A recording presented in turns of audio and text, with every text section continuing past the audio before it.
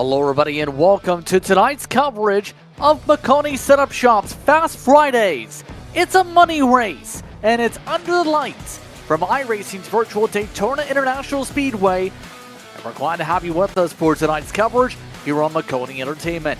Maconi Entertainment is here to bring you action from all types of racing, but in this series, the FLCC and many others. No matter what you're racing, we can bring the action to life.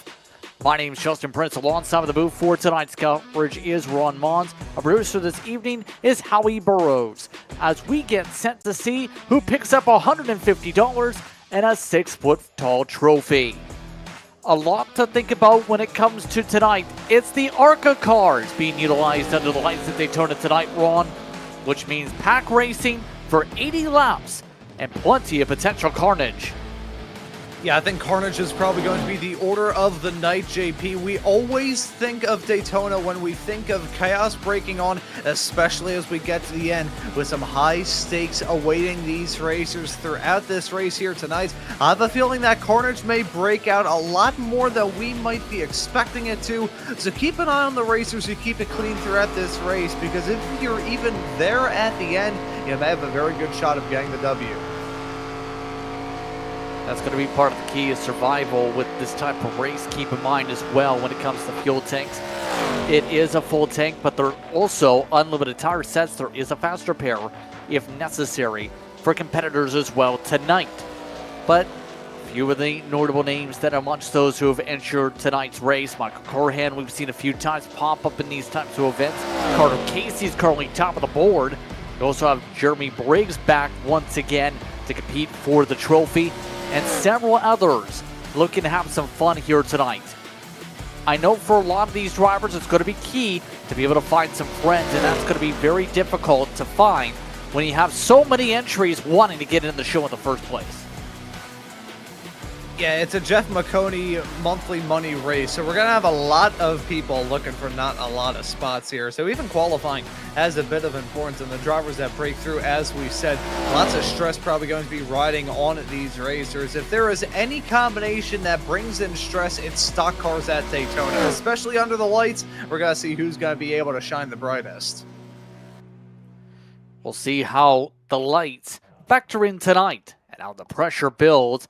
As the drivers have finished up the qualifying session, we had 37 take times. We'll see how many drivers get taken down with the entry limits here tonight. But the cars are now taking the starting grid. Top 32 are confirmed. Top 30, in fact, from the qualifying session. 32, Jeff Maconi just said, though, on the radio. So Carter Casey is the first of those drivers. Dwayne Corbett will start in second.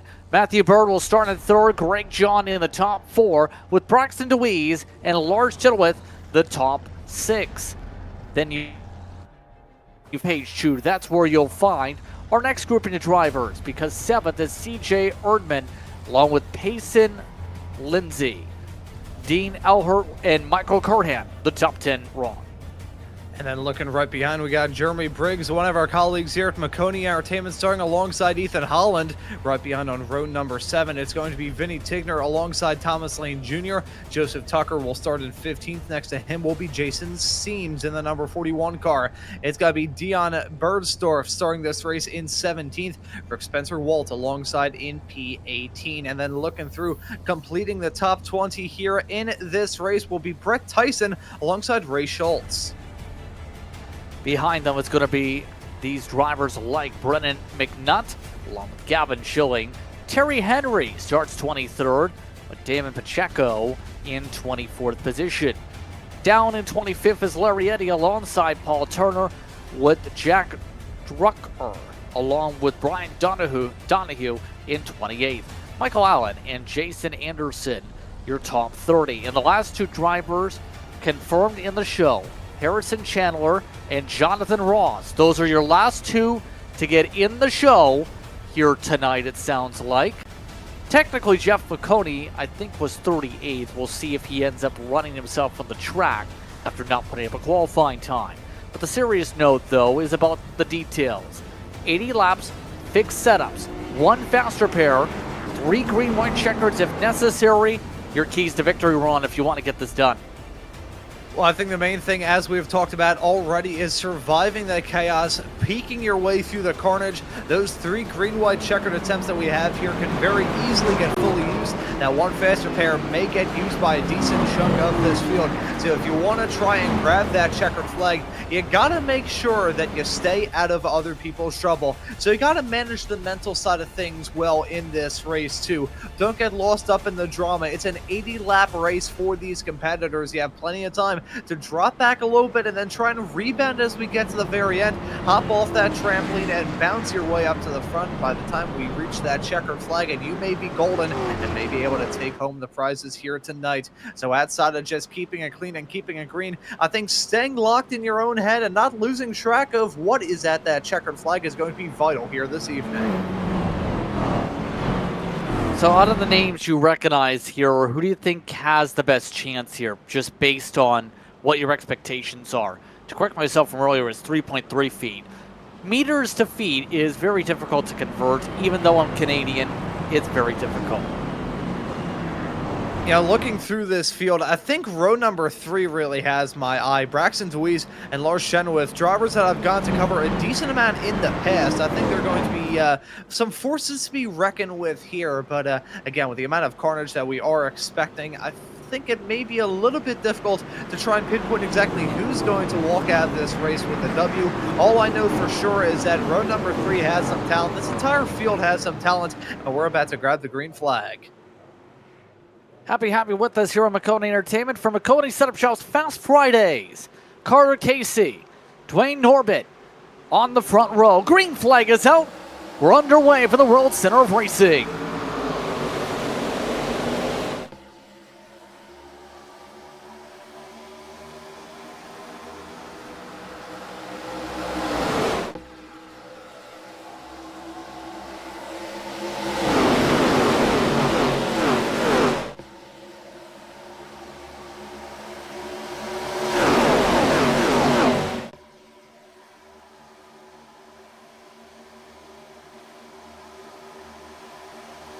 But shuffling down the back straightaway as we enter turn 3. As Lars Chenoweth amongst those, trying to get to the bottom and get to the point. How about that? 3 wide to start things off tonight. Greg John, Payson Lindsay also trying to make things a bit aggressive. As after lap 1, first lead lap, just barely, I think, went to John, maybe Chenoweth, as much of the field is still scattering at the back. Yeah, and they were scattering big time, heading off into the trial, but I think I saw a couple of cars sideways, having to put in some opposite lock to keep it going in the right direction. They keep it clean and green throughout this field as we head our way onto the back straightaway for the second time, but already seeing that 3-wide action up in the front. Keeping on that number 11 car, though, of Lars Chenoweth, a driver who I think one of the last times I got an opportunity to cover him here at Daytona, it was in the past season of the Friday. We have a big pile up. Drivers up at the catch fence. 3-4 wide of incidents as they roll down the hill. CJ Erdman and several others spin, and we're under caution already. At least a third of the field is in it. David Pacheco without a front hood. Jack Drucker is in the grass. Several others destroyed, as that was all with the pitter-pattering we were talking about. Yeah, it's like cooking popcorn. There's only a matter of time before something's going to hop out of the pot, and there you can see it. Drivers piling in.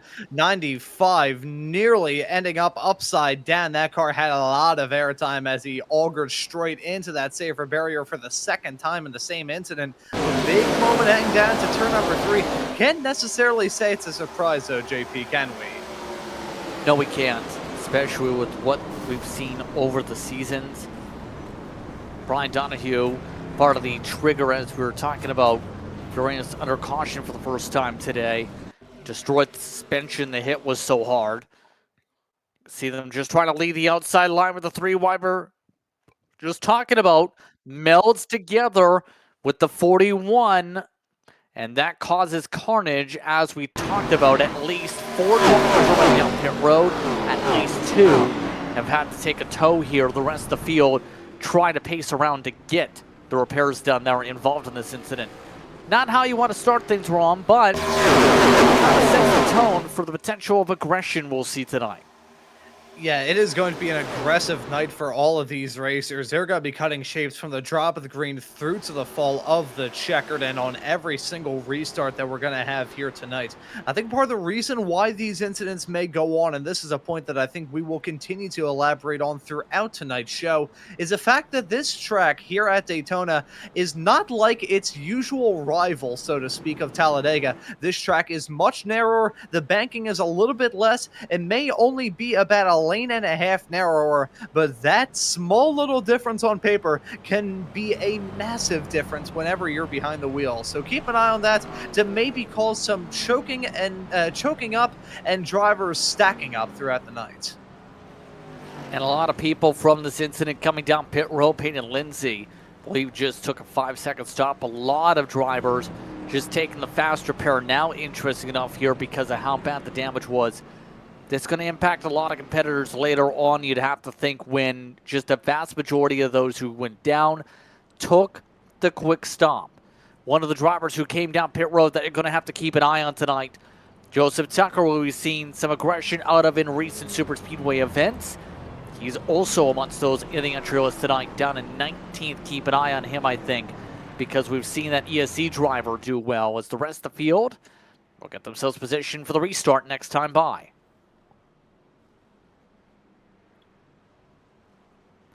So already seeing the drama break out in this race. I can't say I'm surprised that we had early chaos, but I will say that that is a huge setback for a decent chunk of this field. I do like the one fast repair that we have here, because if we had any more, I wouldn't necessarily say it would keep an incentive for these racers to go for gutsy moves, but there wouldn't be anywhere near the sense of fear about going for some gutsy overtakes throughout this race. I think that one fast repair policy is probably a good call here tonight, JP. What do you think?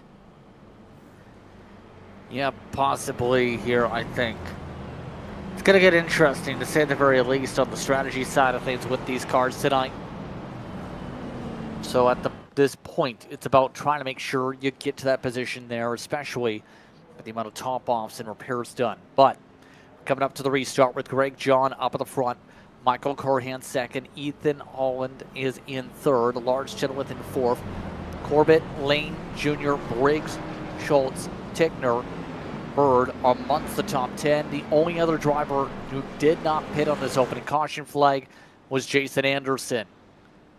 So we'll see how the tone continues to be set along here. Tonight's SOF, for those curious, is 2,368 for our competitors that were entered. That includes those who did not make the show, keep in mind. That include names like John Kinder and a few other big ones like Tony Green, who didn't set qualifying times or were outside the top 32. So the field doubling up here and getting set to go, Ron. Now we have to see, will we see 3 wide again from the onset, or will we see drivers just try and keep it calm and get single file? See, now this is tough because I have to go into the mind of a racer, which as a former racer myself, I can let you know is usually a scary place to be in. So I'm thinking through, if the racers have a decent amount of sense of self-preservation and logic, they're probably going to refrain from going 3 wide, because even in these smaller ARCA cars, that is a bit of a tight squeeze here at Daytona, as we saw when they did on the last green flag run. But I know that these racers are going to be trying to get that W, and I think they're going to try and go 3 wide once again. So, you know, it is a prediction from me, so watch it age like milk in the Nevada sun, but I think these racers are once again going to go 3 wide on this restart. So keep an eye out on that catch fence repair that they did down to turn number 3, because if that incident is anything to go by, we may have to do a bit more of that throughout the night if these racers continue to race as aggressively as they did on that first run. 75 laps to go. It's very early here in Fast Fridays tonight. Greg John set. Control the pack. Green flag is out. We're back underway. 88 got to jump over everybody else. Michael Curhan immediately blends down to the bottom. Some of the drivers scattering at the back of the pack, but it looks like, for the most part, the field already rushing to get to the bottom. Bit surprising, everybody's trying to get onto that train before it leaves the station. Chenoweth, meanwhile, leading that brigade on the high side. I mentioned the level of aggression that we usually see out of the driver of the number 11 car. It was here in the FLC Friday Night Lights series that ran this past year here in 2025. It was here in the summer race at Daytona where Lars Chenoweth was able to peek his way through the smoke and the chaos at the very end to score his one and only win that season. He's always an aggressive racer on these super speedways, so keep an eye on him and that number 11 car to be a pretty strong vanguard on the top side. A lot of throttle control being utilized by some of those on the bottom of the racetrack. How would you describe the draft effect when it comes to these cars tonight in general, you think?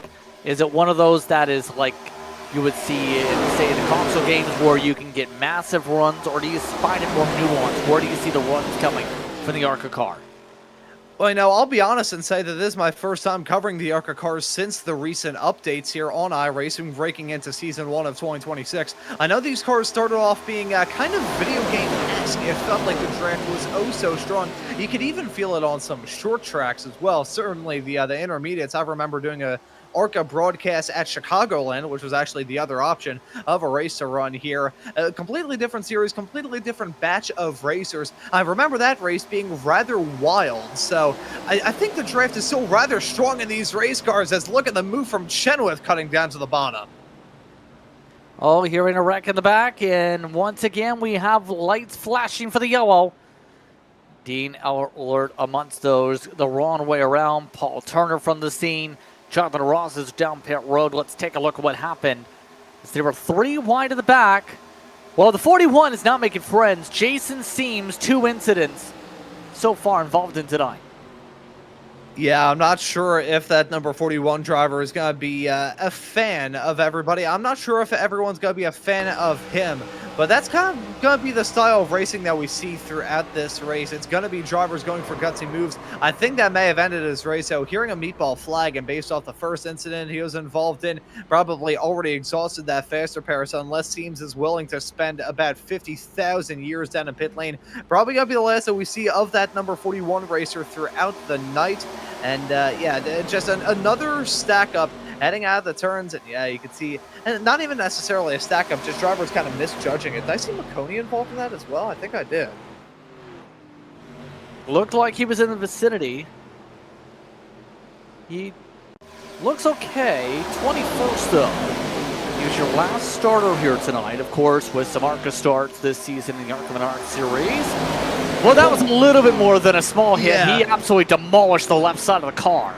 Yeah, I was going to say, looks can be deceiving. Sometimes iRacing, with the damage, you can just have wings and random body parts that pop off the race car like a misshapen Lego, and then just stick back on like they're attached with magnets. So let's see this from Maconi's perspective. Bang! He saw a little bit of sky there, which I can assure you here at Daytona is not a good thing. The left-hand side is fine. The right-hand side, though, not so much. And at this point, some of the drivers are actually doing some different things I haven't seen before. Jeff Maconi's apparently spewing out white popcorn coming out of the back of the race car from those hits. Not sure if you can see it on the broadcast feed, but for whatever reason, if you have your graphics high enough, you can actually see stuff falling out of the race car. That usually does not happen on iRacing. But I guess that kind of means the car's destroyed. You can kind of see it. Yeah. I've never seen those specs before in iRacing before. It looks like foam. Yeah, I was gonna say actually, last broadcast that I was on production for was for a Christmas themed race, and there were cars that had been damaged in incidents, and you had that same sort of thing going on. And I was joking that it was snow coming off the back of the sled, the car, and something's changed and others stay the same, and I guess the snow coming off the back of the cars is still around. We are in the Christmas season, so I guess that is a festive little thing. I'm not sure if that's intentional by iRacing, but either way. I'm actually going to shoehorn another joke into this. I thought that we were the ones with the popcorn, all of us tuning into this broadcast and all of us in the broadcast booth, not the drivers out there. Well, it's been interesting so far. And a lot of discussion about race control. Jason Seams appears to be done. He's pulled it down pit lane and has left. After being involved in both caution flags here tonight in a significant way. Already losing a fair bit of race cars here from an initial starting grid. Chenoweth, after that caution, got up to second. Interesting enough, Damon Pacheco was able to drive on through and be the highest of those who have pit so far. Up in the top 6 so far for the 55 is Ford so far, able to get through all the traffic in the STP themed paint scheme, the 55 on your timing pylon.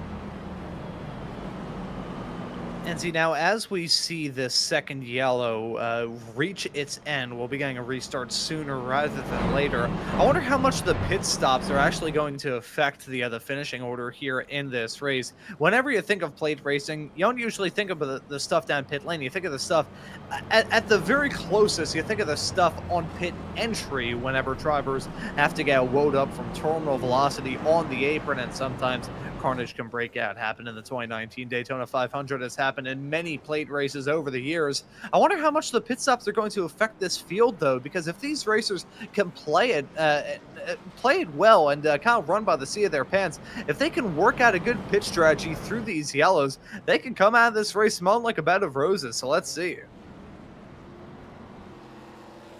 So we're coming up to the restart here.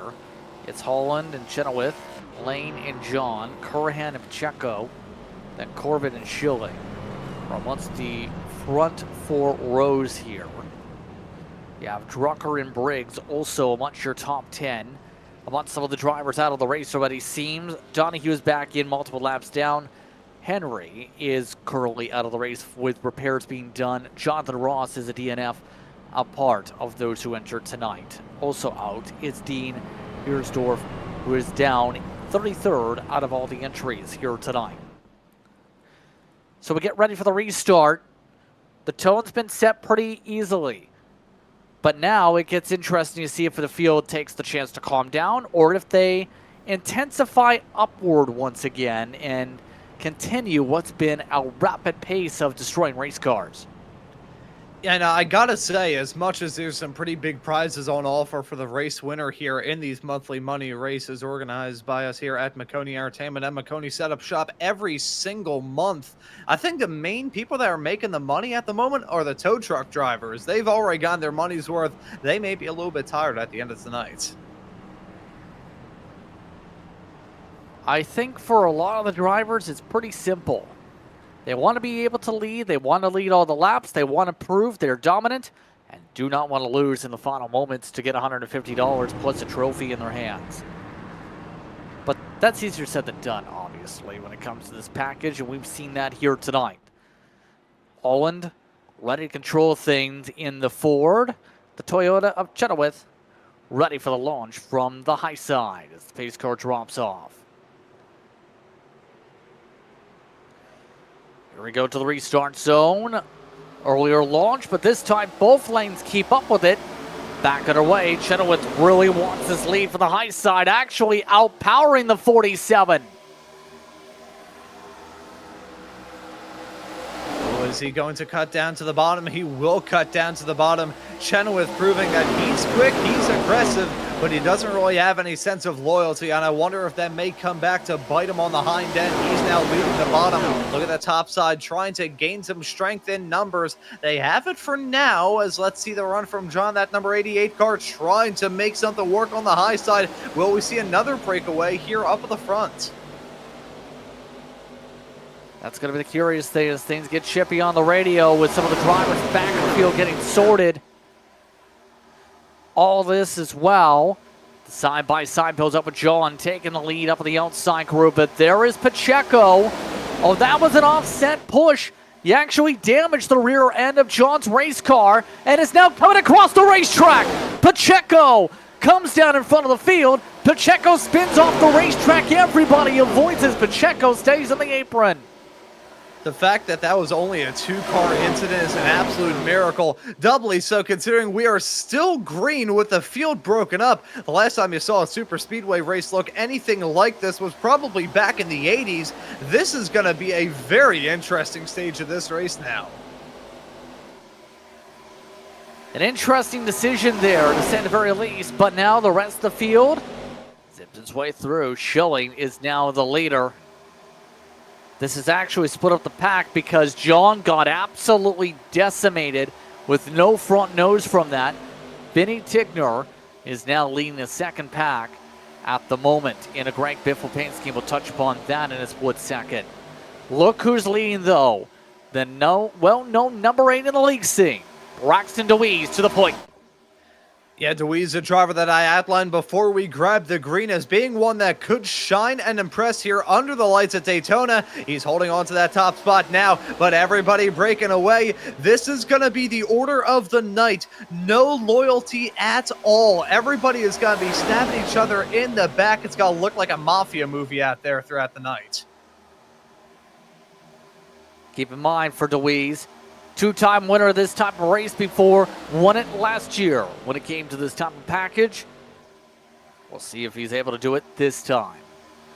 He's also been able to, in recent weeks, do well in the league scene. 75 wins over the course of the year. Picked up in the past day on his late model side. It's been a strong run as of late if you're the fan of the 8 on track, 19 in sim. But this field split up into 3 packs because of these incidents and all the damaged race cars. It's going to be difficult for the second pack to close on up to this group. Keep in mind, the first group is right now running 47-8. The second pack is going to see DeWeese have problems. DeWeese is on the apron. The 8 is going to lose the pack after a push in the corner from Lane Jr.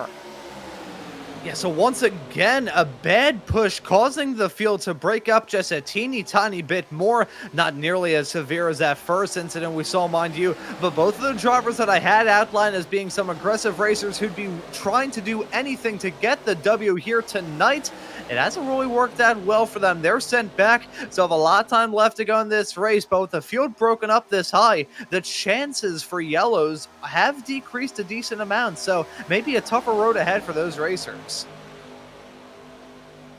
It's going to be pretty tricky to say the very least. Thomas Lane Jr., though, is the leader as a result of scuffles.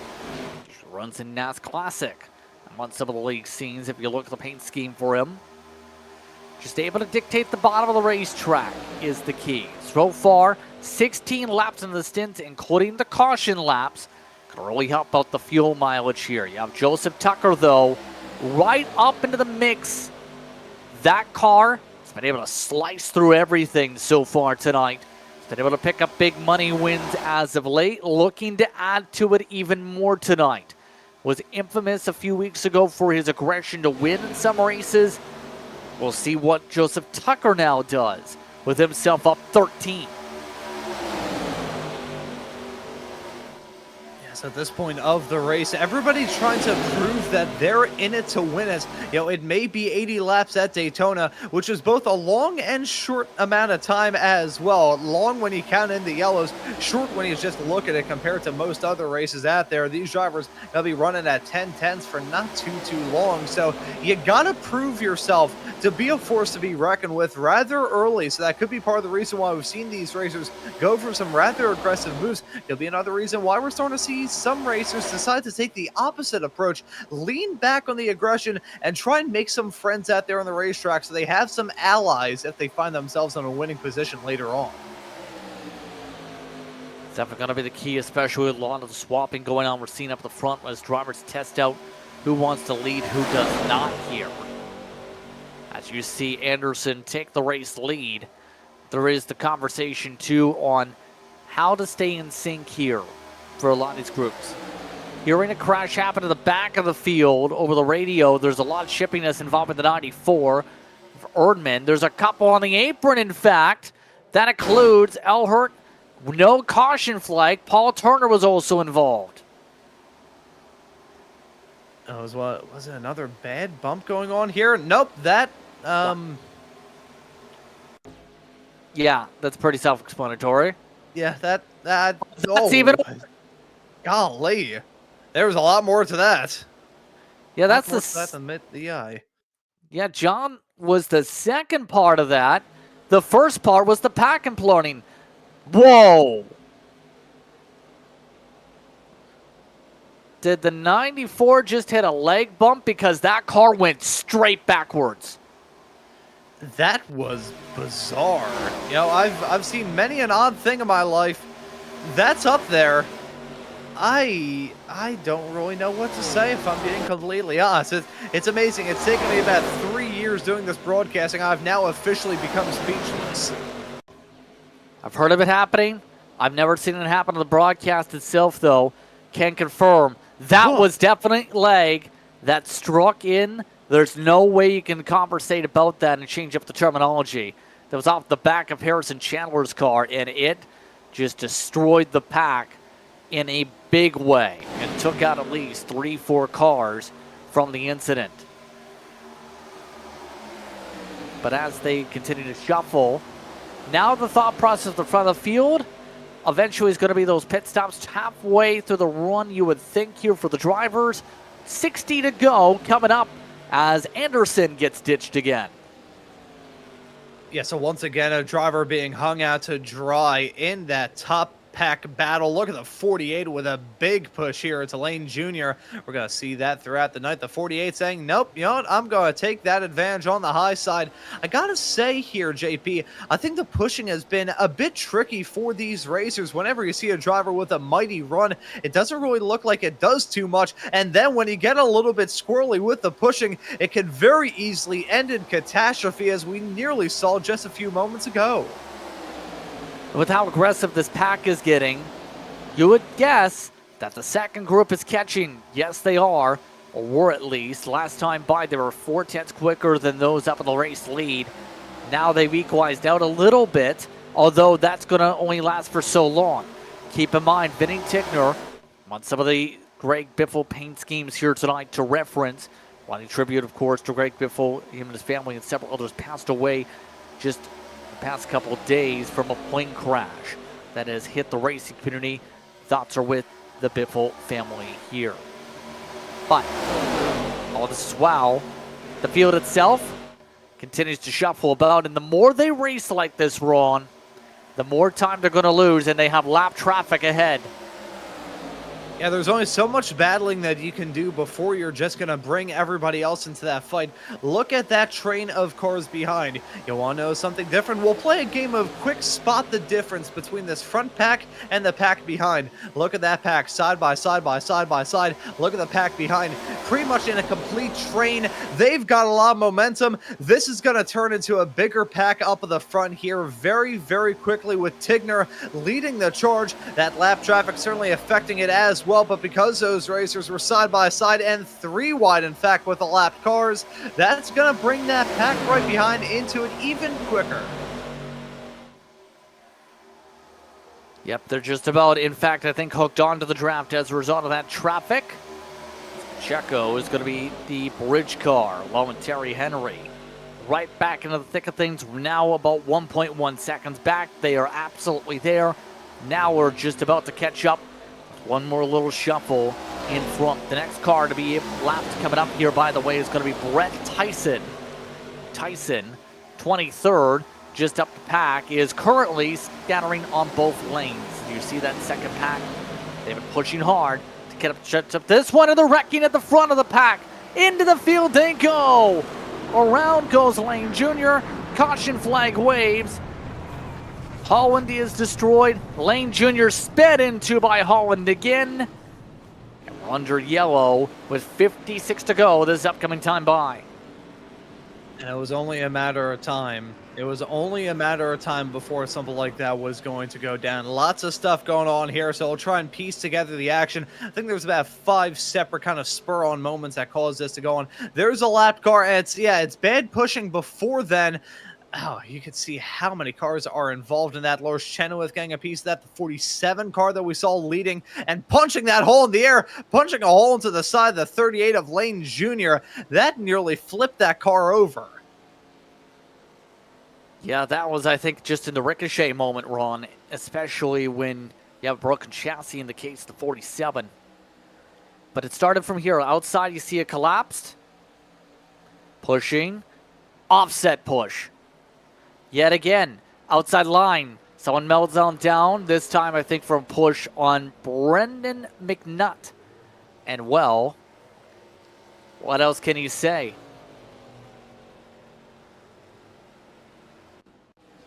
And taking a look at a replay of the drama that went on a little bit earlier on, because there's a lot of stuff going on in the span of a couple of moments, and this is what kind of broke up this pack in the latest green flag run that we had here in this race, following Pacheco. And you can see the 88 right up in front, side by side, battling, kind of crowding him down a little bit. It was a bad bump going on with Chenoweth, and then Pacheco kind of crowding him down to the inside. Lots of stuff playing a factor in all that. I will say the fact that we were able to run a decent amount green after that is truly unbelievable, considering you had the top two cars and a pretty massive battle get spun in front of the field. The fact that didn't lead to a huge pileup and a driver probably ballparking it is amazing. And this has brought everybody down pit road as you would expect. Should still be a one-stopper on the gas tank, but this is going to make things a little bit different on the strategy. Should see majority of the field take some lengthy stops here. Chenoweth, Alonso's just about overran their pit stall in the sequence. But first one off pit road is a couple destroyed race cars. Jack Drucker, who stopped for 9.4 seconds with a crushed front nose. And a lap car in Alert, who I think missed pit road, has a broken hood flap and is still flopping around there. Came behind Joseph Tucker, was second on the lead lappers in that sequence. And interesting enough, Lars Chenoweth amongst the many names here that is waiting down pit road. Jackson Anderson also, who had been contending in the pack. That's how many lead lappers from the main group just got absolutely demolished here. The tough part about this race, Ron, is being able to stay out of the trouble spots. We're seeing that really happen where a majority of the wrecks have popped up from a driver just pushing, and then driving through to the driver in front or offset pushing. And one thing that I'm shocked I haven't brought up to this point in the broadcast is a matter of patience. If you get a little bit impatient out there, if the nerves get frayed, that will be when the pushes get a bit sloppy or the moves get a bit more aggressive, and that's when the chances of a yellow flag coming out are a lot higher. And that's what happens when drivers get a bit more impatient behind the wheel. Huge damage on the front of that race car. Huge damage on a lot of race cars throughout this field. These competitors have to keep that in mind throughout, because this may be a lengthy race. It is a decent amount. 80 laps isn't too much to scoff at here at Daytona.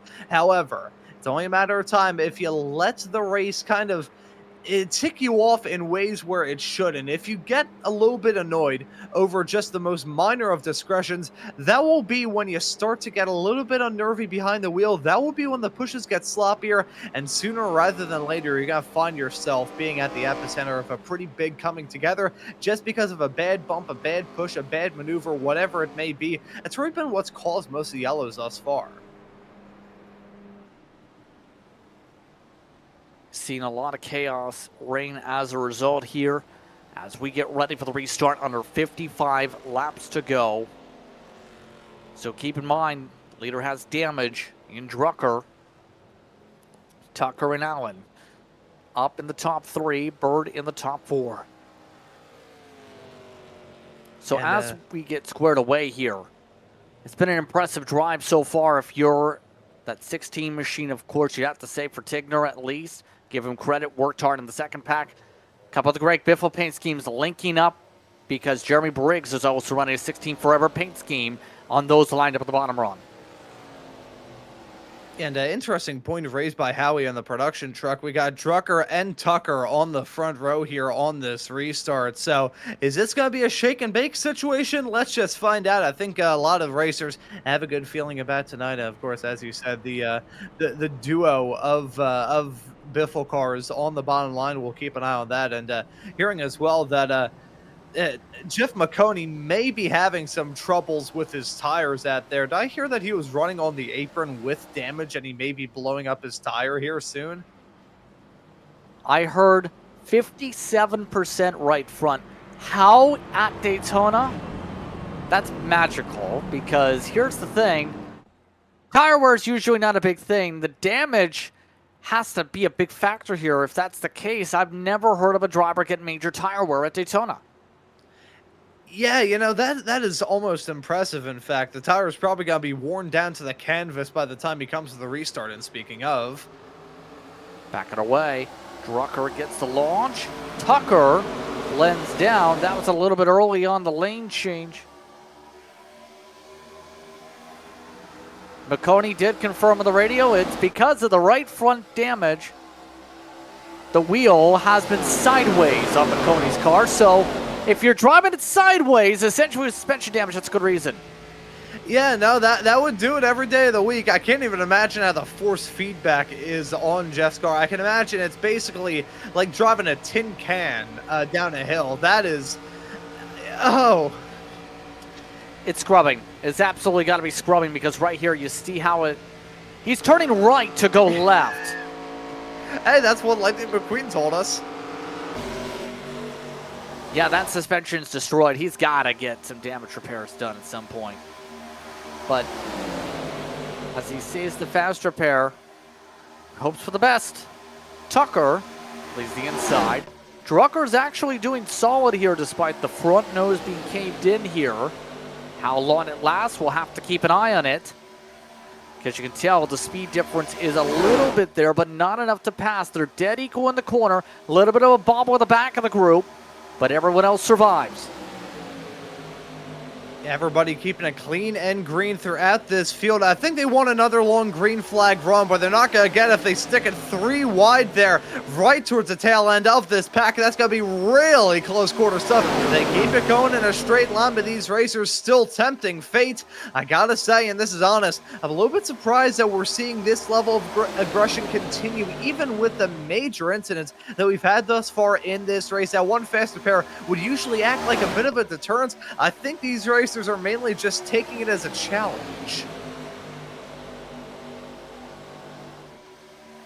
We know how challenging tonight's been for some of the drivers, especially keeping it clean, but our pack features about 19 cars deep at the moment. All the incidents we've seen, drivers are showing McNutt, Maconi have lost touch of the main group out of those on the lead lap at least. The field in its calmest moments yet. So at this point, where's the mindset like if you're a driver knowing how things are going? You know you have to plot and plan for a stop. You know it probably comes with about 25, 20 laps to go. Where do you factor this all in to make sure you know that you need to be able to pace yourself and keep yourself in a good position to set yourself up for that last stop? Yeah, I think the best way I could describe the mindset here is this will particularly apply to the Americans tuning into this broadcast. If you're ever in an area where fireworks are being set off on the 4th of July and you think the fireworks are done, you're basically in that period of time where you think the fireworks are done, but you're also bracing for them to restart in about 15 seconds time. So that's basically what we're at the present moment. We're in, I would say, a temporary hiatus for all the chaos going on out there. Once we get a little bit farther along, probably I'd say a little after the halfway mark, which we have still yet to hit here tonight, only on lap 31 on 32 of 80 laps. So we have a lot of racing left to go. These competitors probably just taking this as a time to settle into a groove, catch their breath, and then wait to start covering their ears again when the bombs begin to drop once more. Keep an eye on how this all goes for plenty of these drivers tonight. Drucker, mind you, a name that's popped up if you're a fan of apparently stop motion. It's taken part in some of those types of races over time. It's looked solid so far here tonight, though. Sit's getting the lead. We'll see how long that lasts. Some of the other drivers, though, are starting to feel a little bit of aggression. As you expect, Chenoweth, he doesn't want to wait. He's going 3 wide and just pulled back. Lane Jr. with the side draft. Not bad, but you can see he got some give and take to be able to leapfrog and take the spot. Nicely done. Yeah, touching on what you just raised there. Lars Chenoweth still being aggressive. He breaks away to be 3 wide once again. Pretty much what Lars Chenoweth is doing here in this race. He's selling everything that he owns, liquidating all of his assets, and spending it all on scratch-off lottery tickets, hoping that he hits it big.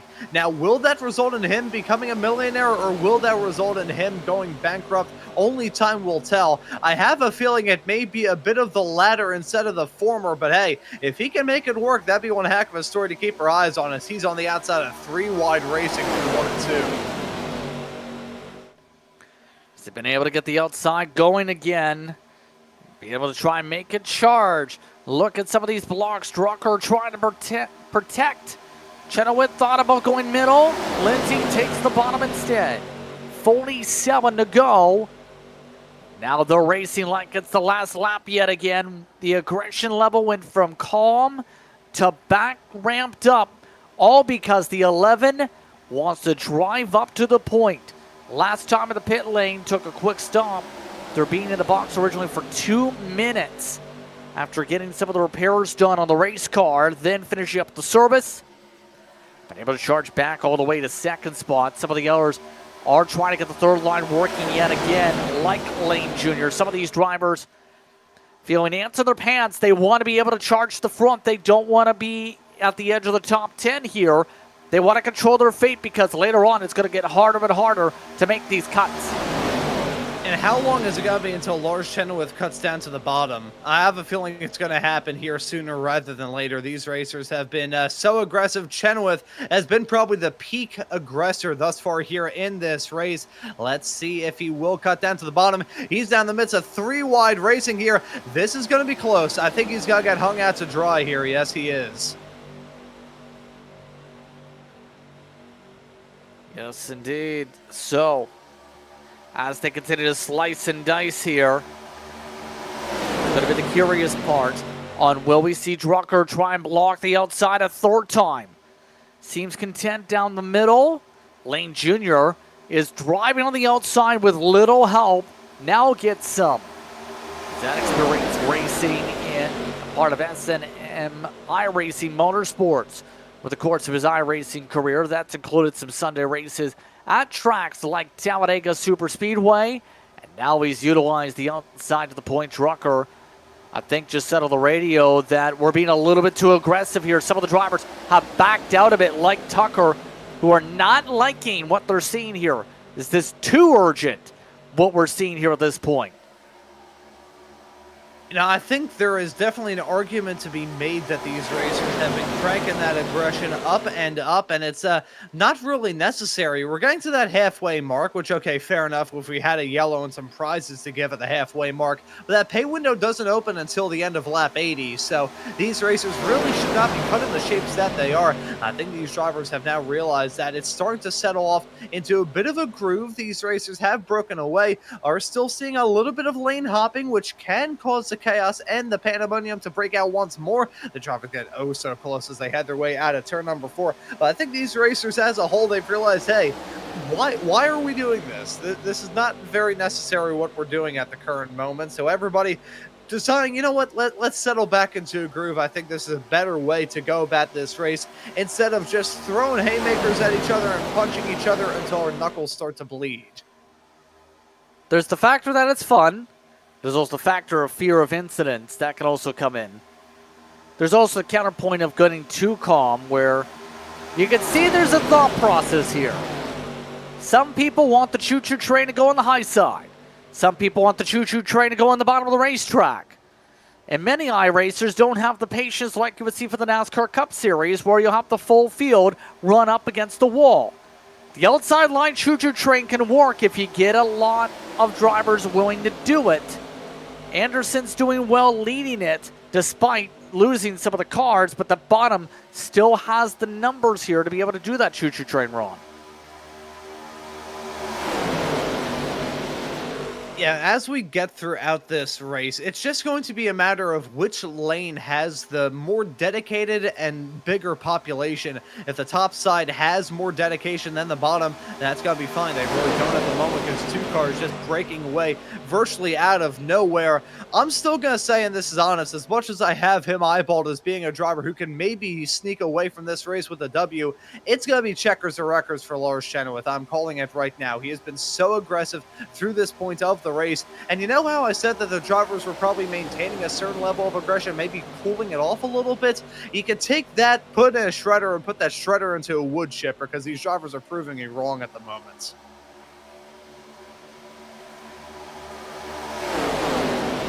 So as they continue to shuffle outward, coming up to the halfway point this time through, 40 to go when they come up to the stripe. Some of the drivers cut back and forth on the lines as they go. Lindsay continues to want to lead in the Chevy, all while Tucker gets the side draft back. One of the drivers that's been almost a pro when it comes to these super speedway races as of late. Keeping an eye on some of the names here at this point that have come through. Harrison Chandler, remember, had that leg issue in the Fanboy Designs paint scheme with the Autism Speaks logos on it. The 45, gonna have to be careful, make sure the connection does not have any issues like earlier. That's gotta be a fear. Yeah, that has got to be a big worry that these racers have. I'm sure everybody's had it go on there, as I can't even get the point across with everybody cutting shapes. Oh, he held on to it. Big save, Peyton Lindsay just about cut things off. Harrison Chandler takes it up the middle instead. Joseph Tucker not liking that move, as Payson Lindsay is lucky he didn't take the field with him. I think these racers are trying to give me a heart attack at the current moment. 3x3 formation flying as they head their way off to the tri-oval. Let's take a look at how it nearly ended in tears for everybody in this front pack fight. There's the move to the outside. We're going to see a move and a cut down to the inside here soon. The 45 goes. Yeah, that was a block. That was definitely trying to block off the charge, and both of those drivers should be counting their lucky stars that they got away with that. Extremely lucky. That's all you can really say in terms of that. As yet again, outside to inside. Clip of the apron for Anderson. Lane Jr. trying to sidetrack the outside. Everybody getting a little bit sketchy with the runs. We're 17 laps through these stints so far. Quitting pace laps here. This pack still remaining 19 deep. The only drivers not in the pack are Maconi, McNutt, Holland, Donahue, and Turner. Everybody else is staying tucked up here with how chaotic things are going here. So now there's the question, does Lane Jr. have any problems? He nearly snapped sideways from that bubble. Yeah, I think if we get another bout of three-wide racing, we're probably going to see another yellow, even before then for that matter, because these racers, they're bringing up the wick of aggression. They're bringing the heat up on the burner lap after lap. And I feel like something has got to break here soon. These racers can't get away with this as long as they do. As you can see, Thomas Lane Jr. with that huge sideways wiggle heading his way down the super stretch. There goes a mix of the car in front of him, slowing up a bit and him trying to wiggle, and then him getting bumped ever so slightly by the 99 car. It looks like they've single fouled out up at the front. Lars Chenoweth has been left out to dry, but I still feel like something's got to snap here soon, because these racers, I can't even say they've been playing with fire. They've basically been playing with a live grenade. And eventually, when it comes to live ammunition, you eventually throw it into your brand new fridge and the fridge blows up. For those who know that reference, thank YouTube Shorts. But in all seriousness, if it does blow up, you have to sprint and run before it goes pop. And you don't want to be around when it goes pop, because usually that is massive destruction when it comes to your field. See, I remember many years ago, my dad put together this little homemade firework, which, yes, that does not instill any hope in anybody, but it was a purple paper bag that was filled with a little bit of gunpowder and I think a brick of firecrackers. I lit the bag on fire, and we called it the Purple Carnation. We did it one time. It was about as deafeningly loud as you can imagine it was, and it left a discernible burnt hole in the field that we set this off in. So that's pretty much what I imagine this is going to turn into here in a couple of moments' time. It's just going to be a big smoking pile of race car rubble that was left behind as a result of a pack and drivers trying to stick it 4 wide in these ARCA machines. Yeah, you definitely not want a hole in the infield when it comes to Daytona. Let's put it that way. My goodness, I've never thought of someone making homemade fireworks. He still has all of his fingers, just to be super clear. That's a strong positive. You don't want to lose fingers. I'm not going to get into the reason for that. Lap car getting down low, passed on by here. Harrison Chandler, Large Chenoweth continuing to go and do battle here. This has been around the point where things have popped before. Right now, Tigner amongst those leading on the outside line. Third car back there waiting to try and get a charge up here. Watch for that Ford to pop down to the bottom pretty soon because it looks like the top 2 at the least are clear. Yeah, so now starting to see things continue to shuffle. I think the shuffles are a bit stronger now. They're a bit more apparent, I should say. We're seeing lines get bigger runs. We're seeing the pace differential between the top and the bottom side really get put on full display. Now, however, as these racers catch up to the lap traffic, only 2 cars, that's McNutt and Maconi on the inside. That may be a bit of a choke point. I said that if they went 3 wide once more, that would probably be where things end in a massive catastrophe. I think they may have to stick at 3 wide here soon with that lap traffic hoving into view. Oh my goodness, it's going scatter plot. McNutt wants the bottom. Maconi chose the top. And the field scatters middle, 4 wide. Will they wreck? Looks like no, we survive because the driver on the bottom dives to the apron. That's so dangerous. You have to choose as lap cars where you want to go as a group. When you scatter like that, you scream in panic. Yeah, that was rather bizarre hearing as well that Maconi announced that he was going to the top side. So not sure what sort of miscommunication chicanery was going on there. It was basically a giant chicane that this pack had to try and circumnavigate. So the fact they were able to do it is truly unbelievable. We're getting into a long green flag run here in this race, which, knowing the fact that I said that, is probably going to mean that the field is going to stack it up in about 5 seconds time. Okay, we survived the 5 seconds. I was trying to make sure you didn't curse the field. But all this as well, Holland, he's on the recovery. Keep in mind, fast repairs, if we can track that. Holland is amongst those who have taken the fast repair run. Remember, he broke the front suspension, then he flipped their car over with contact. Some of these drivers don't have the damage to play with here. That's going to impact how aggressive they get here. Where they're going to have to hope their cars are wrapped in bubble wrap. So how careful do you be if you're like the 47 down here who's second on the bottom and you don't have the flexibility to be able to avoid damage now? You know, for those racers that have already used that fast repair, you're going to see 2 different mindsets develop. You're going to see the ones that are going to be taking it a little bit easy, see any source of trouble and say, nope, I'm going to have this. Even if it doesn't result in a crash, I'm going to go to the back of the pack, have my options. I think all the racers that have taken the fast repairs, they're going to be running down on the bottom for the most part because, as Kevin Harvick once said, I believe it was in a wreck here at Daytona of all places where he said it, he never likes being on the top or even in the middle in case of 3 wide racing.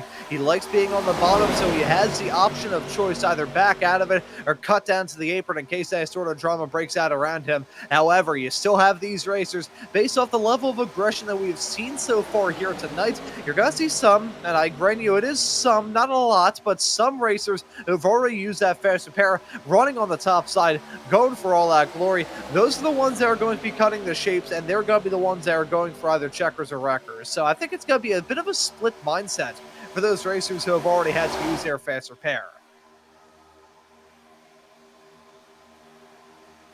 See how that approach now reigns supreme here in the final stages of this one. Just noticed as we seen that all develop, Holland actually gave himself front nose damage. He pushed so hard. That's going to hurt him to be able to help out Tucker the rest of the way.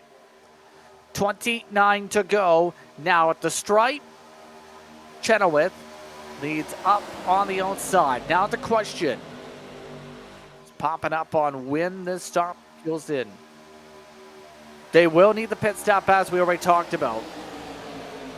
But now as this pack has started to splinter out and calm down for the moment, you'd have to think a lot of these drivers are going to start thinking blend to the bottom, because if you leave it too late, Ron, for the pit stop, you cost time. If you leave it too early on the pit stop and you don't have enough help and enough speed in the pack, you lose time and you lose the race.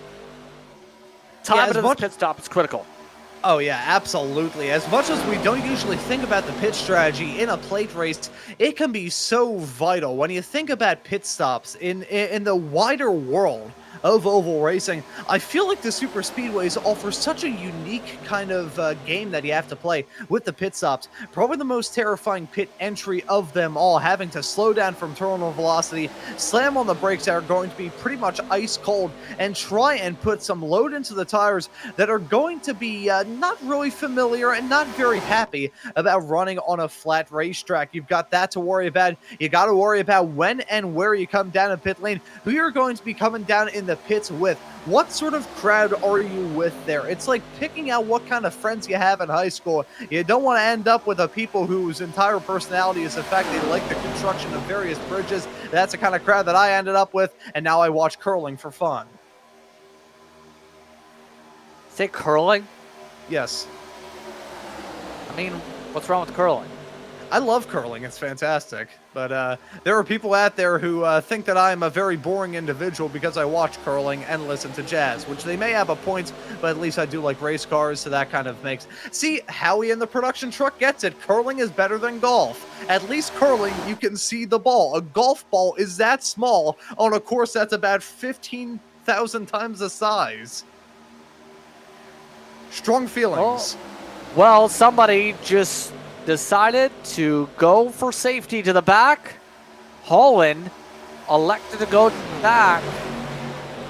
So it looks like Michael Curran apologizing and saying something along those lines. Might have been his fault there in that sequence in the back of the field.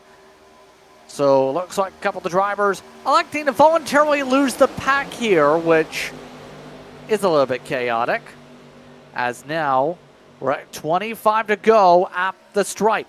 Let's talk about some of the names up here. We know over the years, Jeremy Briggs, for example, we touched upon that name a couple times tonight. Haven't seen him pop up for the communications per se tonight. He's up here. You also throw in the mix as well that we haven't touched upon too much. Michael Allen, he's actually been a constant threat for this past half of the race in the 49 car in Sim. He's actually leading the bottom charge with the push for Tucker. Yeah, I think we're starting to enter a different phase of this race. The aggression is once again bubbling up, but we do have a little bit of concern for these racers as well. They're not just worried about the stuff going on out there on the racetrack. They have to think about the pit stops as well! Here we go again! Contact in the corner. Lane Jr. tries to hold on to it. He does. That was trouble, to say the very least. All from contact door to door. Something happened to Lane Jr. because he just straight up shot up the track. Oh, and the fact they kept that going in a straight line is nothing short of a Christmas miracle. Let's take a look at this. It's a 99-38. Similar situation to what they found themselves involved in either together or separately a decent amount thus far here in this race. They held on to it. The 99 had the big sideways step. The 38 was stuck on the apron. And the fact that he kept that car going in a straight line is unbelievable. Such a large amount of moments here in this race where we've been borderline on having another stack 'em up wreckfest and a big yellow to bring big crash to bring the yellow back out, I should say. We just had another one there, and once again it's just two drivers kind of merging into the same part. Bit of miscommunication going on there and huge damage on the side of the 99. Yeah, and he wasn't happy, let's put it that way, on the radio to the contact. So this pack is split up in half from it. Large Chenoweth still maintains the front with only 3 connect to the outside.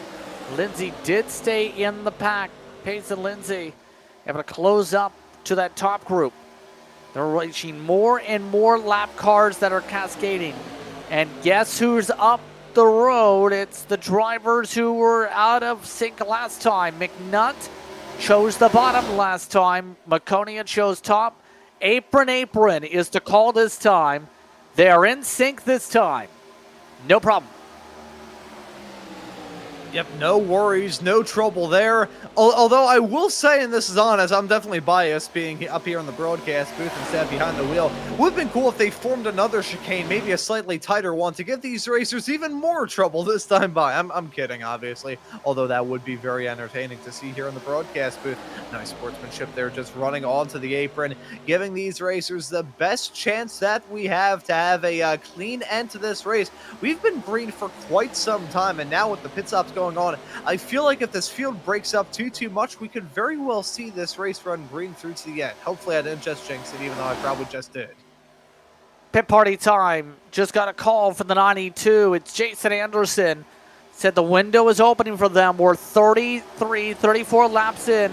Chenoweth is coming. Several others are ready to dive on down the money stop that could decide this race. The lap cars like Maconi have already taken their service. No repair for Jeff. And the pack has split up for the stop. Oh, it looks smooth for much of the field as the rest of the lead cars zip by. Chenoweth leads them on in. Looks like no spinnies, no speedings. No one really charged at it. Yeah, I think everybody knows that even though these pit stops are going to be vital, you're not going to win or lose a... Oh, that's a big back up there from Lars Chenoweth. Overshoots his marks a little bit down in pit lane. Not alone, the 24 also misses it. That's Matthew Bird. So multiple drivers making mistakes on pit lane. I was just going to say, you can win the race on pit lane, but he certainly can lose it. I don't think these drivers completely lost it, but they will not give themselves the benefit of the doubt. Larry Eddy with the black flag. That's the way to lose the race. So that's going to cost them as here comes the second wave. Tigner was able to stretch an extra lap. Big slowdown for Drucker as Rick Spencer Walt, the short track racer from Ontario, nearly made contact with him. Not as many cars here. Will they be able to blend with the other pack? It's already completed service. Keep in mind, vast majority of the drivers 8-second stops. These drivers in this pack have gone too long. 12, 13-second stops for some of your contenders from this pack. Yeah, that's a very long stop if we run to regulation. I'm going to play devil's advocate and say if we use those 3 green-white checkered attempts, they may have a bit more comfort than the racers who have already come down pit lane. I still think it's a bit excessive, but who knows how this race is going to end. In the meantime, though, they're going to get shown the door. This top pack fight is going to blow their doors off here. As you can see them on the back straightaway trying to build that momentum. Everybody else coming around like an Exocet missile. So this pack now sees Lindsay up at the front of it. Tucker and DeWeese have broken away. Drucker is the next group with a majority of the other cars all strung together in that pack. So they get scattered about though because lap traffic does not want to play nice. Turner moves.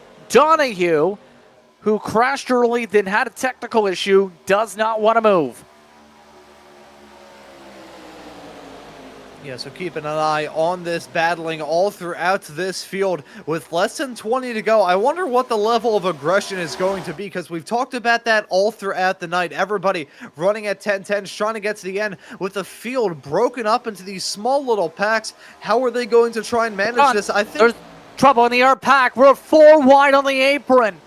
Tigner and several others were sent scattering as a lot of drivers had problems. Chenoweth was squeezed in the wall by Harrison Chandler. Oh, so drivers in their own little pack deciding to break out and have a civil war. Let's take a look at this here. I was just going to say that these racers may benefit from being a bit more methodical in their approach. It's basically 3 cars linked together. That was... Not sure if that was a case of the iRacing glue or just 2 drivers turning into each other at the same time. It was already breaking down before they headed their way off into 1 and 2, and those 2 cars just started beating and banging and roughing each other up. 11 cutting down a little bit. Yeah, that was just drivers very upset at one another. How'd this all start? Oh, it looks like they caught up to a pack, and they did not get cleanly past it. Why is the 11 upset at the 45? 45 was out of control, and he still turns down at him as if he tried to wreck him. And then the 45 does a NASCAR heat thing. Just pushes him into the wall, says, if I'm not going to win, you're not going to win either. You know, there's many things I see out there on the racetrack that absolutely bewilder me. And that was one of them. That's... Settle down, fellas. I don't know, I sound like a 1950s radio announcer there, but I did. But I think the point remains regardless. Everybody being so aggressive trying to get the win, they're trying to go for the jugular on each other. That Ryan Newman paint scheme was part of the reason. That was Matthew Bird that squeezed down a little bit more. And now, if it wasn't for the 35, both at the 45 and the 11 might have actually been okay. So, Tapper's flare looks like some of the drivers, that's a replay, pardon, seen the race up pit road, hearing the race is split up again. Looks like everyone's okay. I think it was a false alarm by those on race control. But Payne and Lindsay leads things up, and they are trying to say, you've got to figure things out if you're the 95 in this pack. They want the 95 to get out of the way.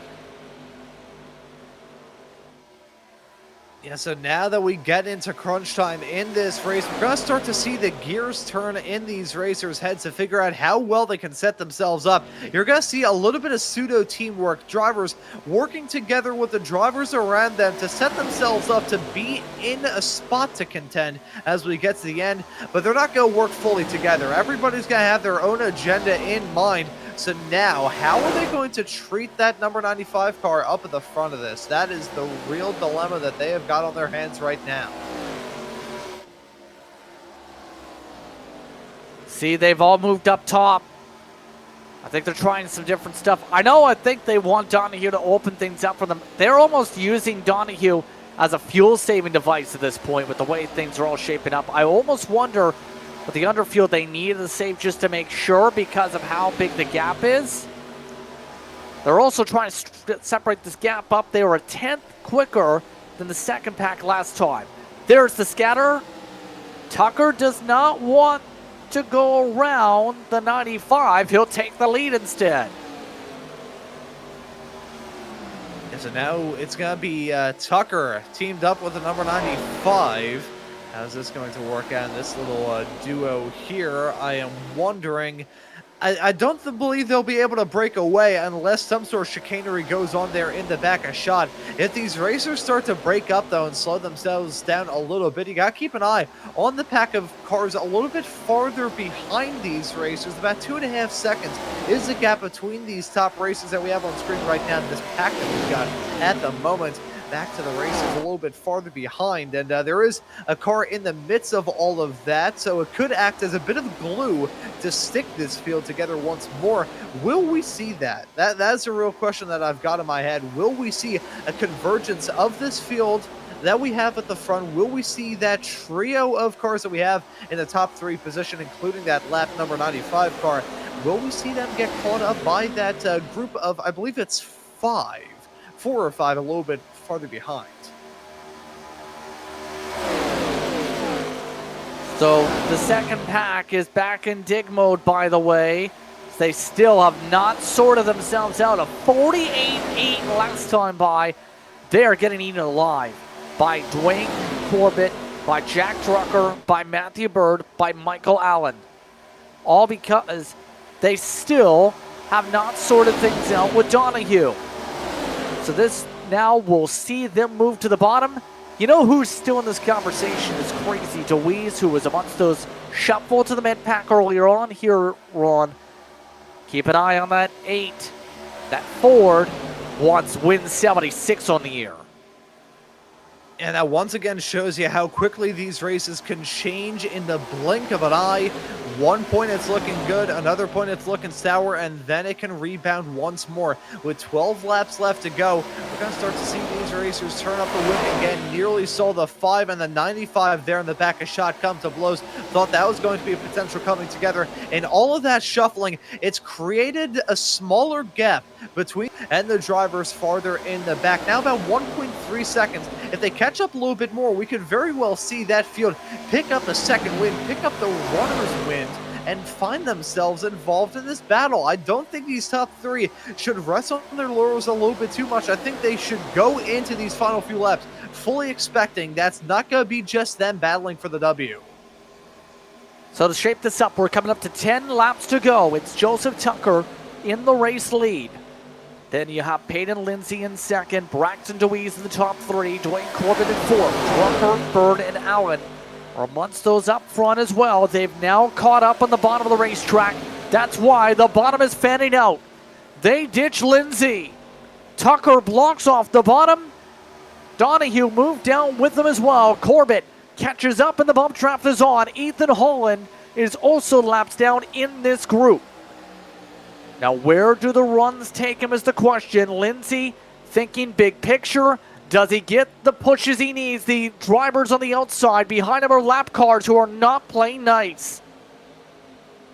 Yeah, and those lap cars going to play a huge factor in this as well.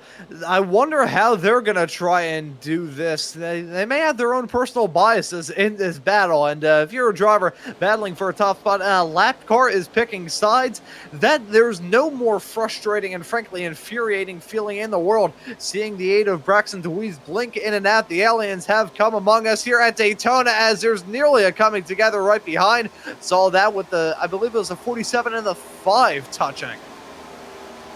Yeah, a little bit of a checkup as a result of that, splintered up the line. Drucker is the only lead lapper going to run up the high side for the time being. Lindsay seems to want to go again. Does he feel comfortable with the move is the question. The lap cars are choosing the bottom, it looks like, up the racetrack. So now, do you block off this outside line? That's the huge question. Donahue thought about it. Here comes the outside force anyway with the traffic. Yeah, at this point, some of these racers are going to have to make their bed and see how well they want to lie in it come time for the very end. Or you got to pick the top side, or you got to pick the bottom, or you got to try and play both ends against the middle, make some enemies in the process. The 8 dives down to the bottom. That's going to be Tucker remaining in tow. So Braxton DeWeese now at the bottom, holding on to the race lead. The 55 there of Tucker holding on to that top spot on the high side. Let's see who's going to win out on this drag race. Answer is outside. Joseph Tucker on the high groove. They zip by Jeremy Briggs. He stays at the bottom in the SpongeBob paint scheme. Coming to 7 laps to go. Know that Elliott Sauer Esports machine knows to be the Pied Piper here. We've seen him play hard defensive in races before. Does he do it again here? Looking to play the outside. Drucker doesn't want to play games with that move. He goes up to the race lead again. Oh, as you can see, a big bump going on there. These racers are playing with fire with these bumps. We saw how many incidents throughout this race already have come down because of bad bumps. We're going to get that more and more. These racers cranking up the aggression, maybe getting a little bit frustrated behind the wheel as well. These racers are rapidly approaching the danger zone. 6 to go when they pop up to the line. Drucker still trying to get the side draft. How impactful will those side drafts be here late? Seen a decent pull from the outside off the corners as you would expect when it comes to Daytona. There's the run he needed, Drucker needed for the lead. 3 lap cars behind him with 6 laps to go, coming up to 5 next time by. Remember, the 56 still has that damage to the front nose to factor in potentially. Check that, they've cleaned it up. It looks like he's more comfortable with those lap cars here, Ron. He's been willing to work with them for the straightaways, especially with how big those runs have gone, and not anymore. And now seeing some swapperoos of 5 jumping in front of the 47. A change of guard up towards the top end of the top side. And that could change it either in the favor of the top side or in favor of the bottom. Keep an eye on Tucker and that number 55 machine holding on to the lead of the bottom lane racers. But now the top side really starting to come into their own. Keeping the momentum rolling on the high side. Keeping it going on the straightaways. That's not going to work though. Civil War breaking out the 5 and the 47. Duking out the 55 there of Tucker. Going to be stuck in the midst of 3 wide racing. They had it made, but they broke away. That Civil War may cost them dearly. Drucker now has plenty of space, but it's Corbett who's second on track. Corbett brings Lindsay. Corbett gets checked up. No space to clear. Weeble wobbling is Drucker. Here comes Tucker and Deweese up the middle as they get by Donahue. They shuffle them out. Corbett goes for the race lead on the bottom. Coming up to 4 to go. The 9 trying to get a side draft. Doesn't have any help. Gets pushed below the apron. Yeah, those bumps, whenever it comes from the 55, they just aren't working out well at all. Here comes the 95. Going to bring some assistance to the 9. Contact made. They're going to spin up into the fence. If this is a yellow, we go into overtime. That is cars spinning all over the place, and we do have a yellow. Caution, caution. Caution is out. Dwayne Corbett sent around after they all gathered it back up. Bird, that's the real trigger here in the end. Right there, Donahue push. Bird gets looped. I felt like something was going to break sooner rather than later there, JP. I'm going to be completely honest. Even as we got to the end, the racers didn't seem comfortable at all with any position that they were in. As soon as I saw that 9 slow down and how much of a run the 95 had, just can't really bump drift too well here in these ARCA cars. Completely flat bumpers on the front and the back. Doesn't really respond too well with a smooth bump. There was a contact. The 9 nearly gets sent off into the apron, heading into the tri-oval, and then coming out of it with that checkup. The 95 coming in out of nowhere. Yeah, that's... I'll tell you this, and this is honest, those lap cars have probably been more aggressive than the drivers actually battling for the win. Instead, green-white checker territory from this point forward. So this is going to be fun, to say the least, potentially here. Remember, if we get to the white flag, it's a race to the checkers. If we get a caution for the white flag, re-rack them and stack up. 3 green-white checkered attempts are available here tonight in this one. So it's going to be the question if we get to the white flag. That's been the easy part, it seems, tonight. No major stack-ups off the restarts. It's been the issue after a couple laps, and we know how some of these blocks are going to have to come into play. We might see drivers go scissor blocking, trying to cut their way back and forth. See, now as we get to the end of this, with the blocking and the aggressive maneuvers certainly prevalent out there on the racetrack, I would not be shocked at all if we go farther along with more green-white checkered attempts later on here tonight. I wonder who are the racers who came down pit lane and spent the most amount of time in the box? Are any of them running on the lead lap? If those racers who had the longer stops, filling up the most with fuel, if we go to 3 green-white checkered attempts, if we run as far into this race as we can, how many of them are going to be golden for fuel? Already seeing some drivers break away, come down pit lane, including Braxton DeWeese. That's big. A couple drivers, I think, playing it safe here. Making sure they have no damage, and better yet, making sure they are good to go on gas possibly. This is going to kick them as far back as 10th for the upcoming restart. As a result, DeWeese, can't confirm, took a quick pit stop, about 5 seconds, maybe a little top off at best. And they're saying, you see on the pit stop, 4 seconds for Corbett, near 10 seconds for Tigner, who was actually one of those who went the farthest on the pit stop stints for the lead pack. You know who's up here in all the craziness that we haven't mentioned all night? Rick Spencer-Walt. He's moved up into 5th position here, Ron. We haven't seen the 6-in sim all night. He usually runs a 31 car in real life when it comes to his late model racing. And he's been one of the drivers that's been here almost every single time for Fast Fridays. Hasn't been in the conversation for a win in a while. He joins the fight late. Yeah, and as we have said throughout the night, JP, to finish first you have to finish. If you can be there at the very end, you can have a very good shot of getting the W. He hasn't been the one going for the most flashy, outrageous, and gutsy moves, but look where he is. He's in P5, and we're coming to a restart soon. So that's the kind of strategy you got to run at Daytona. Never mind going for the outrageous moves. It's cool to see on the broadcast, and if you want to give yourself some more airtime, that is a pretty foolproof strategy of going about that. But if you want to get the win, and you want to do it in the least stressful way, that's the way you do it. Do it like Spencer-Walt has, because this, if he can make his way up into that top spot at the very end, this would probably be the biggest comeback that we've seen in quite some time here in Fast Fridays. We just haven't talked about it that much, and look where he is now.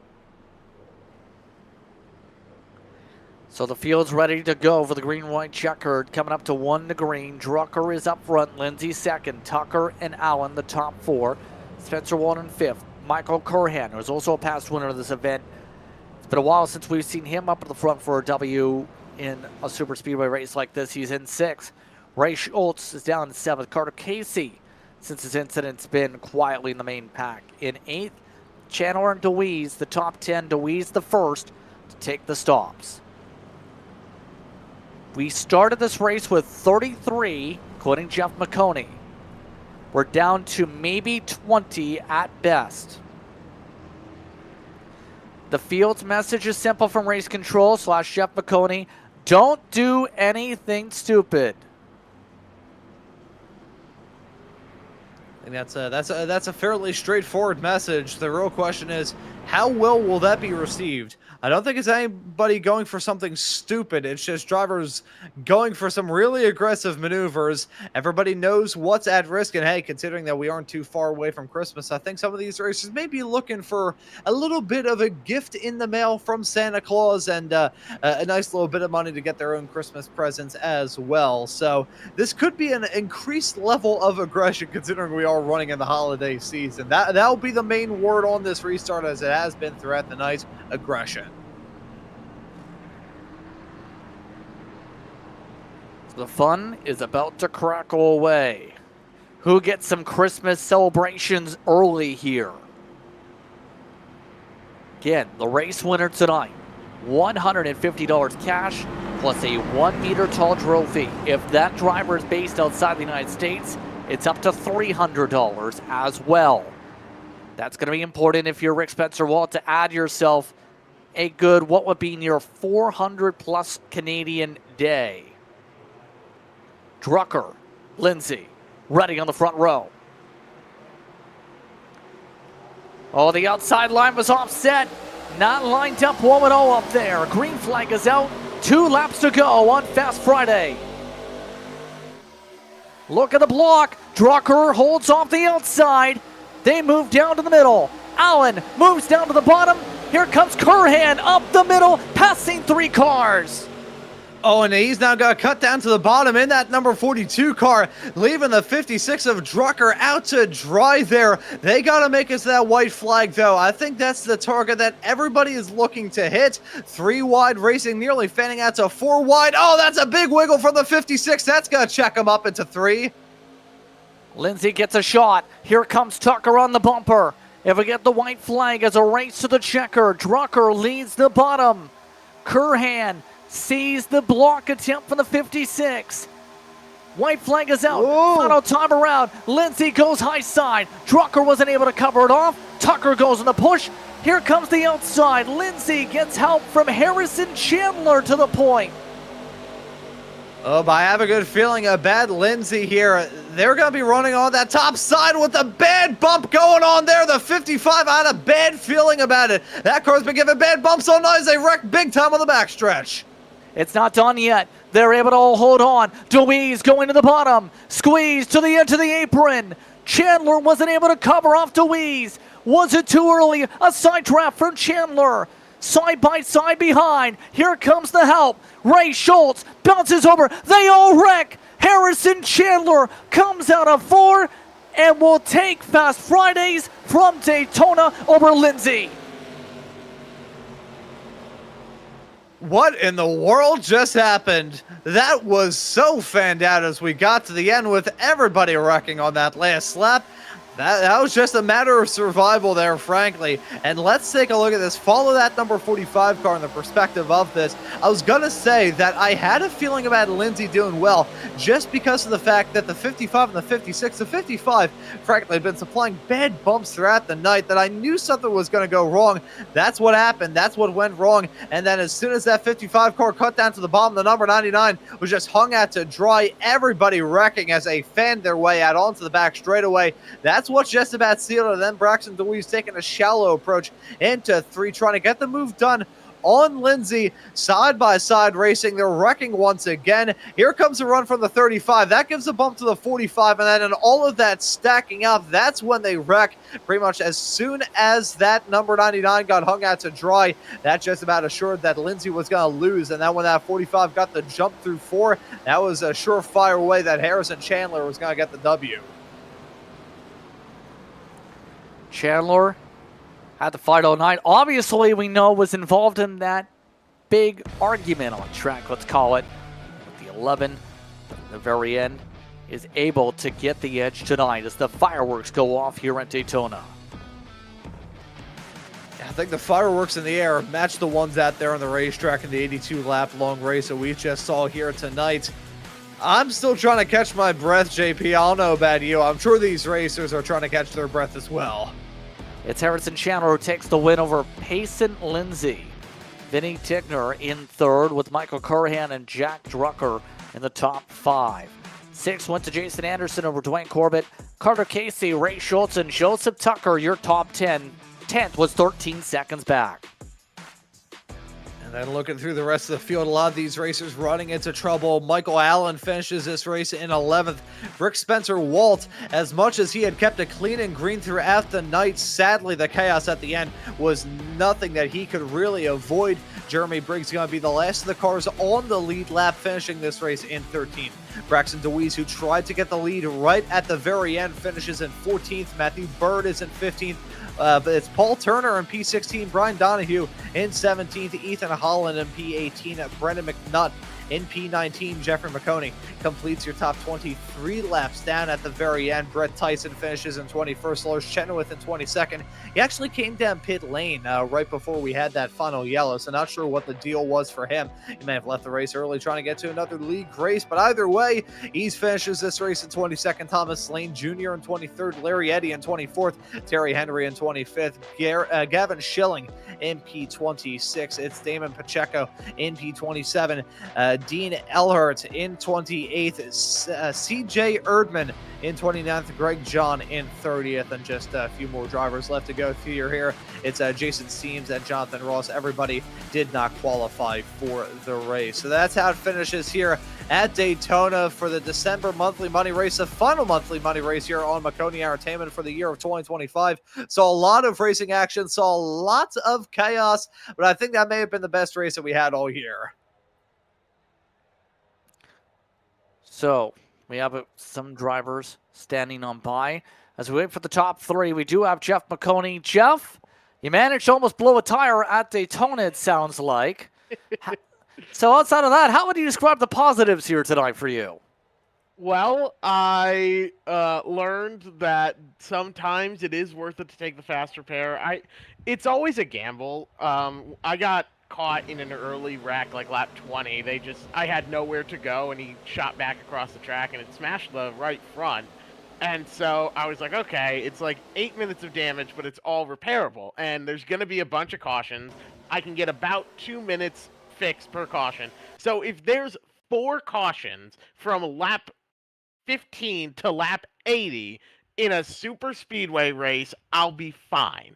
And there was one single caution from that point, or 2 cautions from that point on, and I got half of it fixed. But yeah, the right front tire was dragging. I was topping out at about 165, and so I probably should have taken the fast repair earlier, but I thought there would be more chaos, so apparently not. I am glad that this race had too few wrecks to be to my benefit from a promoter standpoint. From a driver standpoint, I wish I had kept wrecking over and over, but from a promoter standpoint, I'm very glad we had as much green flag racing as we did, with an absolutely wild finish as well. Harrison Chandler with an insane win.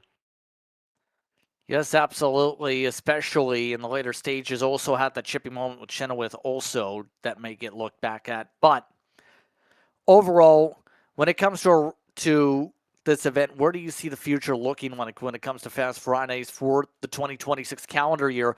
Because we are underway technically for 2026 in the iRacing season, but there's still a whole calendar year to move through. There sure is. I will probably reevaluate on when and how we run these. Usually every year we revamp the format. I'm going to be incredibly busy next year, so if it's one of those things that can't really work and make sense, then we'll figure something out. But I love running these monthly events. They're so much fun. I think a lot of people that come out really enjoy them as well. So it'll be around in some capacity, but we also may be shifting focus to some of the boot camp races that we do. That's what we call them, the boot camp races, and maybe putting a prize on those as well. I have no idea, but yeah, definitely a lot of fun with these races every month this year, and next year we'll see how it shakes out. We always re-look at the format and make these races the best that they can be, but the fact that we just had like a 50 lap run in ARCA cars at Daytona at a super speedway on iRacing is pretty impressive. So shout out to all the drivers involved. That was a lot of fun. So on that note here, anything else you'd like to mention before you let you get going and we get to the leader soon?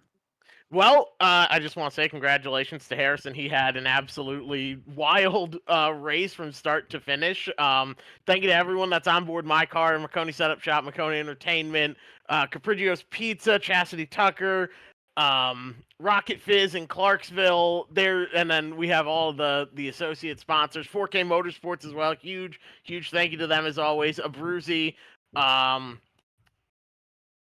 everyone on board. Delk Drywall, he's an awesome guy. Absolutely love him. All of the, you can see him on the rear deck lid there. All of the associate sponsors that have come on board so far, and we've got the Daytona test in about 2 or 3 weeks. I think 3 weeks from now, and that's going to be the next big focus for me. And then we'll have the Daytona race and all of the other races we have planned for 2026 that'll hopefully be announced soon. We're running Nashville, that'll be in May, and then all of the others on top of it are going to be so much fun. Well, Jeff, congratulations on the run tonight. Is in the end, you finished 20th place here. Thank you for the time. You got it. Great show as always, guys. Have a good one. Jeff Maconi, take the time to speak with us here. But Harrison Chandler gets the chance to take the win. Why don't we give it to Ron? He's with Harrison. Yeah, Harrison, welcome into the broadcast booth, man. Congratulations on the W. How was that chaotic race from the looks of it here at Daytona? Yo, what's up? You got me? Yep, we got you 5x5. Oh my god, I can't believe it. Oh my god. I can't believe what just happened. I mean, I barely made it in because I barely made it in last minute. First of all, I didn't know this was happening at all before like 2 minutes before qualifying, and I barely made it into the race. It was, I don't know. I don't know how to explain it. I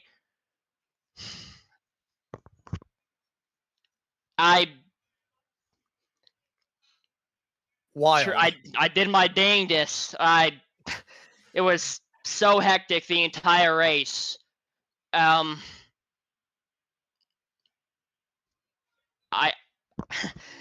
and I had the perfect yellow. I didn't know if I should have pit.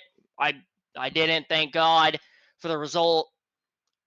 And it was perfect.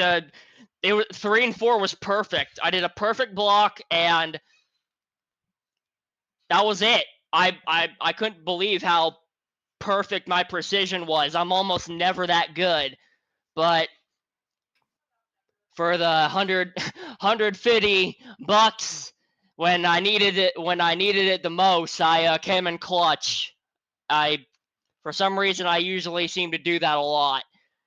God, I just can't believe it. I cannot freaking believe it. This is like insane. Funny thing is, I was actually gonna go somewhere tonight, and I decided not to, and it was perfect. I can't believe it. I wouldn't have even been here had I decided that. Or I was gonna run a other hosted race, but it didn't have any people in it, I realized. So if that race had people, I probably wouldn't have ran this race either. It's unbelievable odds. That's the Lord himself right there. That's all I gotta say. Man, I can't believe it. I cannot believe it. Yeah, I can imagine you're quite happy. A good payday, a pretty nice trophy to boot as well. Want to ask you about these cars because I knew I remembered your name somewhere. I can't say where it was on this broadcast, but I remember I was on commentary and production duties for an ARCA race at Charlotte a couple of months ago, and you were able to grab the W there. Do you enjoy these ARCA cars somewhat? Well, this race specifically, the plate tracks, they are really unstable. You can't you overheat fast because if you try to stick your right rear out to get air to the engine, instead iRacing's physics just it acts as a side draft. So instead of keeping pace, you actually fall back probably like 5 mile an hour more, and it just stacks up the entire lane. It's really awful. There were multiple times when I was just pushing someone regularly, and just all of a sudden they would snap loose and just stay loose for the entirety of the straightaway, and I literally had to jump out of line to keep stop him from doing that. I don't know. I wasn't really a big. I personally wasn't a real big fan of it. ARCA, but on non-plate races, mile and a halves, 2 milers, all that. Yeah, they're pretty good. They're also draft dependent, which I'm not a big fan of. But the thing is, with it's a mixture between throttle control and getting the car woed up while also staying in the throttle. It does not steer that well when you have no throttle input, but whenever you're in the throttle, it turns really, really well. So it's a mixture between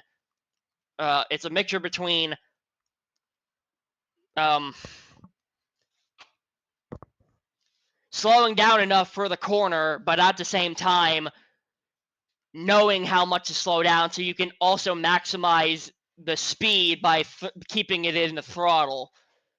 For this race, though, it was just had to be luck. I wouldn't say, the stereotype is always, oh, it's all luck and all that, and it doesn't take actual skill. It does. It takes skill. It takes maneuverability. It takes precision, knowing what you have to do.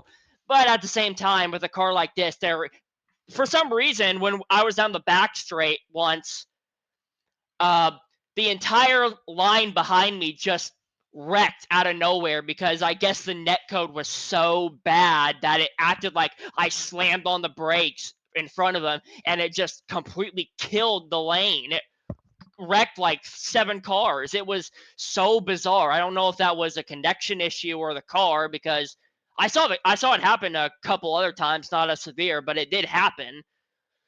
So bittersweet is what I can say. More on the sweet side because of the end result, of course, but bitter throughout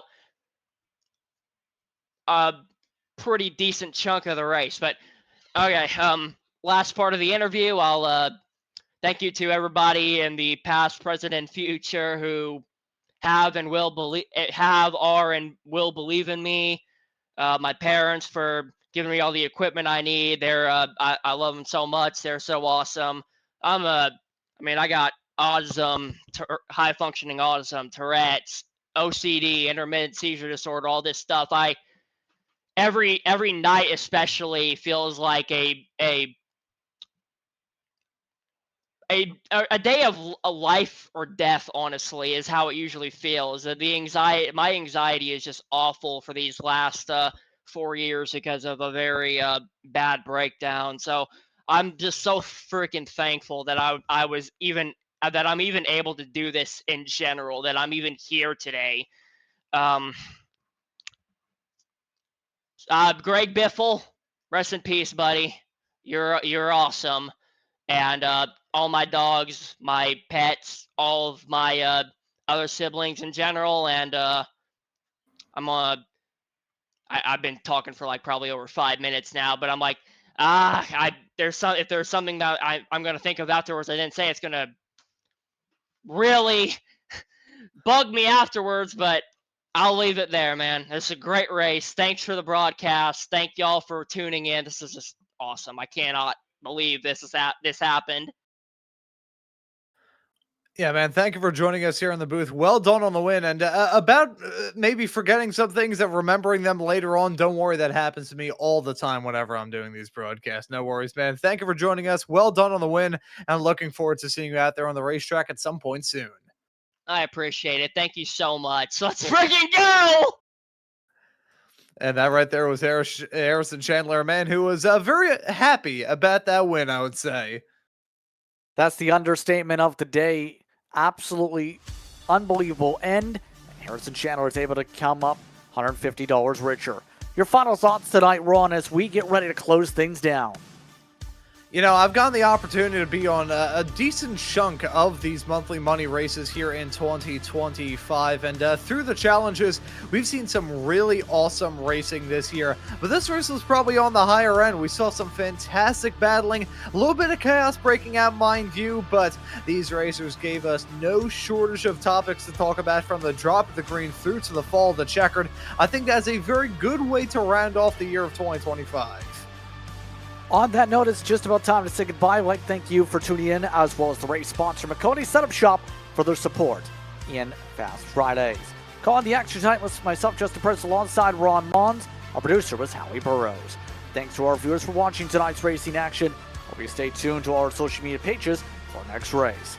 Thanks to the entire staff for their work in bringing this racing to you. This has been a production of Maconi Entertainment. We'll see you next time.